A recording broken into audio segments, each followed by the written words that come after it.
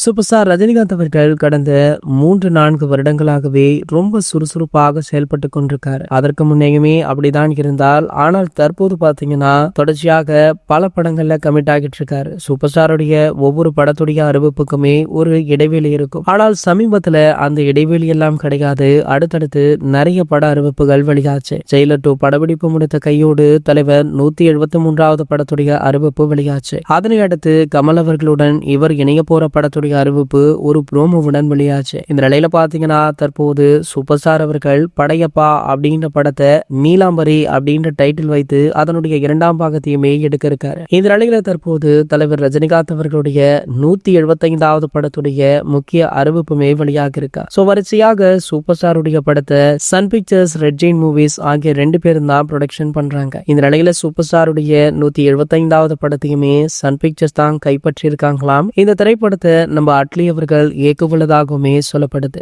மேலும் இந்த படத்திற்குமே நம்ம ராக்ஸ்டார் அவர்கள் தான் இசையமைக்கிறாரு. படத்துடைய பூஜையுமே ஓரிரு மாதங்கள்ல போடவுள்ளாங்க அப்படின்ற செய்தி பலருக்குமே ஷாக்கிங்காக இருக்கு. 75 வயதிலுமே தன்னுடைய அடுத்தடுத்த படங்களுக்கான அறிவிப்புகளை வெளியிடுறாரு. யாருப்பா இவரு அப்படின்னு சொல்லி தமிழ் திரையுலகம் மட்டுமல்ல, இந்திய திரையுலகமே வியந்து பார்க்கும் அளவிற்கு சூப்பர் ஸ்டாருடைய சம்பவங்கள் வேற மாதிரி இருக்கு. இந்த நிலையில சமீபத்துல கூட நம்ம ஆர்ஜே பாலாஜி அவர்கள் சூப்பர் ஸ்டாருடைய அடுத்த 5 வருட பிளான் பற்றி பேசியிருப்பாரு. சோ அடுத்த 5 வருடத்திற்கு சூப்பர் ஸ்டாருடைய படங்கள் இவைதான் அப்படின்ற செய்திகள் வெளியாகி வைரலுமே ஆகிட்டு இருக்கு. இது போன்ற செய்திகளை பத்தி நீங்க உடனே தெரிஞ்சுக்க நம்மளுடைய சேனலை மறக்காம சப்ஸ்கிரைப் பண்ணிக்கோங்க.